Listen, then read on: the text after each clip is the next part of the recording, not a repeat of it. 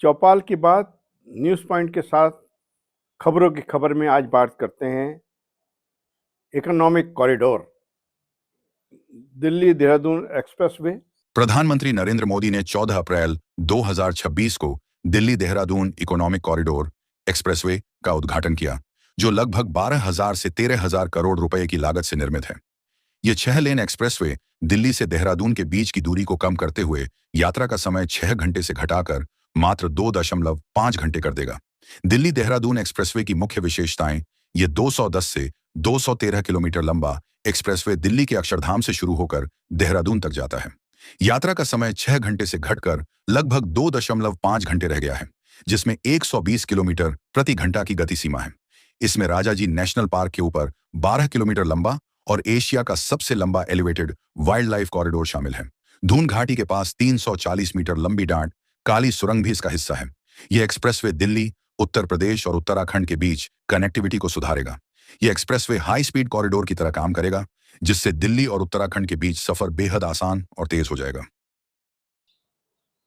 14 अप्रैल को माननीय प्रधानमंत्री जी ने उद्घाटन किया और निश्चित रूप से हजारों करोड़ के इस एक्सप्रेस वे से दिल्ली देहरादून यात्रियों का समय की बचत होगी।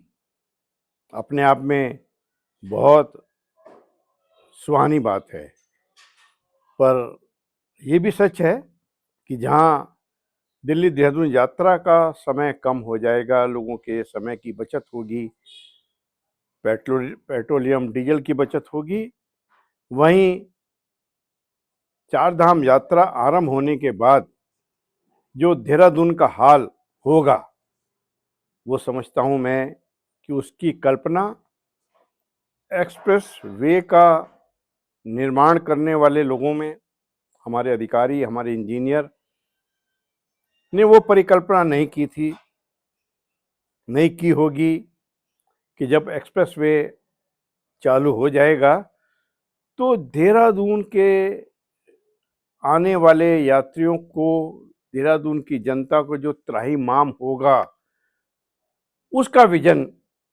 हमारे इंजीनियरों ने, एनएचआई के अधिकारियों ने क्यों नहीं रखा।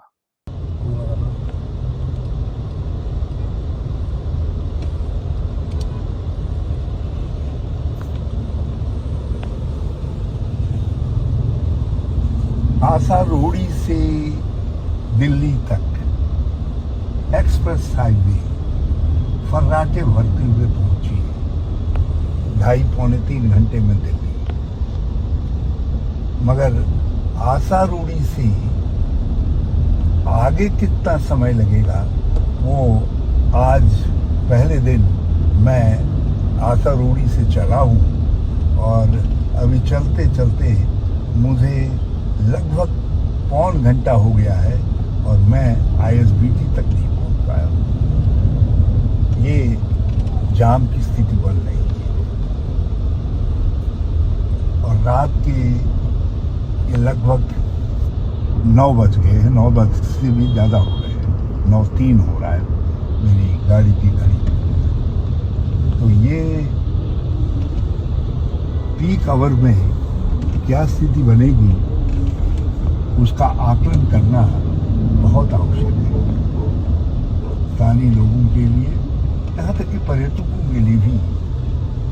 आगे हम घुटन भरी यात्रा न दें, उसके लिए तत्काल कदम उठाना आवश्यक है।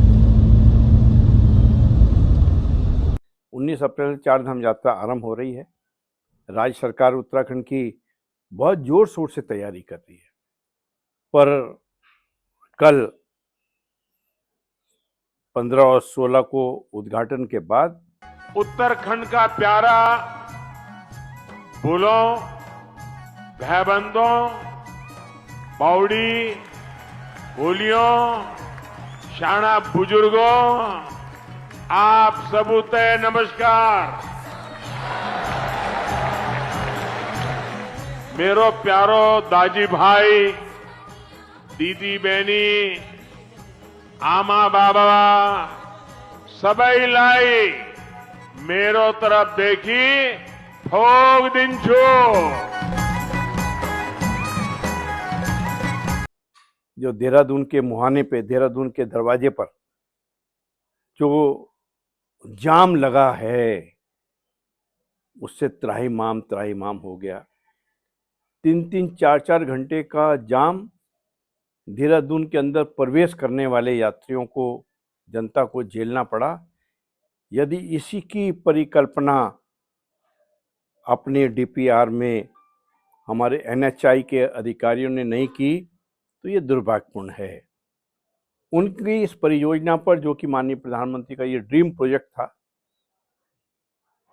गडकरी जी का भी ये ड्रीम प्रोजेक्ट था, बड़े जोर शोर से बात की गई थी कि देहरादून दिल्ली की दूरी कम हो जाएगी और 2.5 घंटे में आप दिल्ली से देहरादून पहुंच सकते हैं, देहरादून से दिल्ली पहुंच सकते हैं। परंतु यदि इस बात को नज़रअंदाज किया गया कि जब भारी ट्रैफिक आएगा, भारी यात्री आएंगे, श्रद्धालु आएंगे चारधाम यात्रा में, जो देहरादून में लगने वाला जाम है, उसकी परिकल्पना, उसका निदान, उसका समाधान क्यों नहीं डीपीआर में किया गया।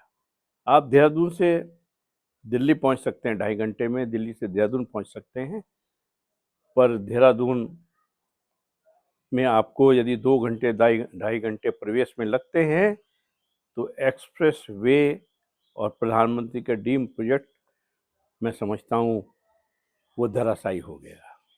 12 किलोमीटर का रोड शो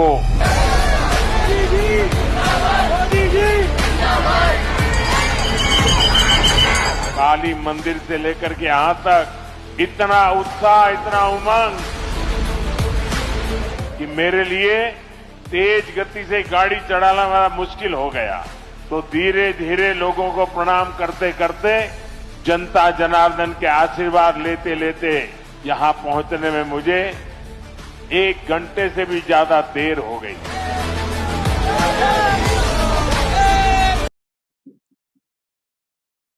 प्रधानमंत्री जी का उत्तराखंड दौरा तो पूर्ण हो गया, लेकिन उत्तराखंड के जनमानस की उम्मीदें अधूरी रह गई।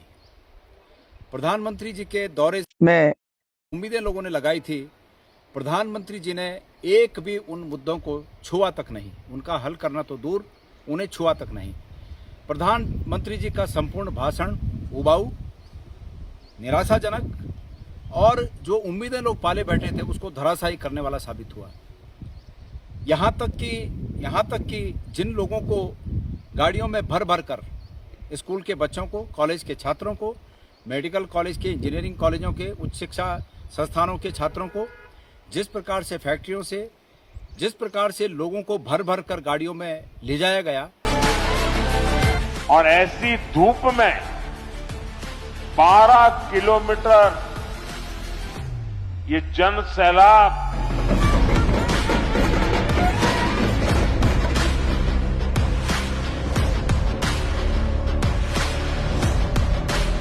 ये उत्तराखंड का प्यार, माता और बहनों का आशीर्वाद, मैं आज उत्तराखंड से एक नई ऊर्जा लेकर के जाऊंगा, नई प्रेरणा लेकर के जाऊंगा और मैं इसके लिए हर किसी का हृदय से आभार व्यक्त करता हूं।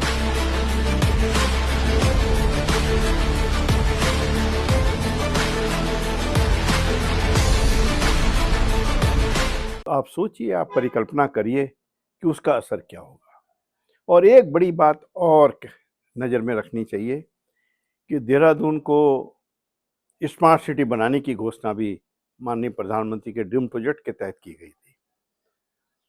स्मार्ट सिटी कितना बना, हजारों करोड़ आपने फूंक दिए, परंतु देहरादून को जाम से मुक्ति नहीं मिल पाई। यदि एक्सप्रेस वे के साथ साथ इस बात को भी, इस योजना को भी आगे बढ़ाया जाता कि देहरादून में लगने वाला जाम जो है, जो बाहर से आने वाले पर्यटक हैं, यात्री हैं, श्रद्धालु हैं, जब देहरादून के प्रवेश द्वार पे पहुँचें तो उनको अपने गंतव्य स्थान जाने में भी जाम ना झेलना पड़े।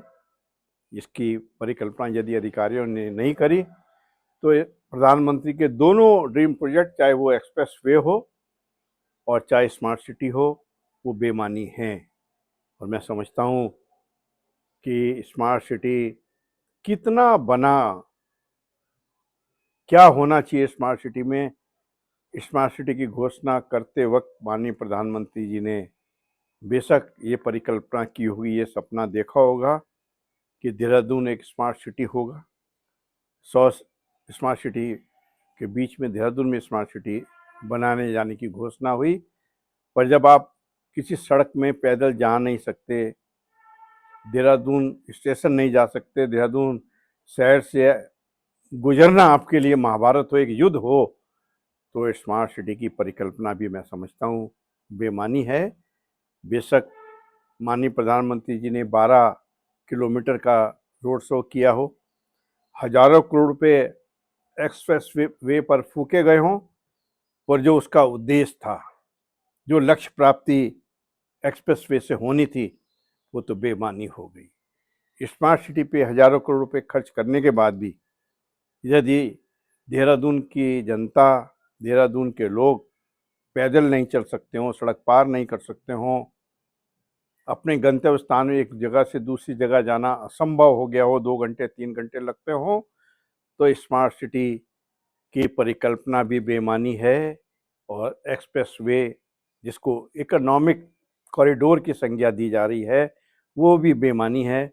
और मैं समझता हूँ माननीय प्रधानमंत्री जी के ड्रीम प्रोजेक्ट के लिए हमारी उत्तराखंड सरकार, माननीय मुख्यमंत्री पुष्कर सिंह धामी अवश्य कोई ऐसी पहल करेंगे कि देहरादून शहर के अंदर लगने वाला जाम और एक्सप्रेस वे के प्रवेश द्वार देहरादून में लगने वाले जाम से जनता को मुक्ति मिल सके। 4 धाम यात्रा आरंभ हो रही है, श्रद्धालुओं का जो भारी सैलाब आना है, क्योंकि सरकार ने तो दावा किया है कि हमने बहुत जोर शोर से तैयारियां की हैं, और जब इतनी जोर शोर से तैयारियां की हैं तो आने वाले श्रद्धालु, यात्री, पर्यटक यदि अपने गंतव्य स्थान पहुंचने पर पसीना पसीना हो रहे हैं, परेशानी झेल रहे हैं, जाम झेल रहे हैं, तो मैं समझता हूँ स्मार्ट सिटी की परिकल्पना, एक्सप्रेसवे की परिकल्पना बेमानी है।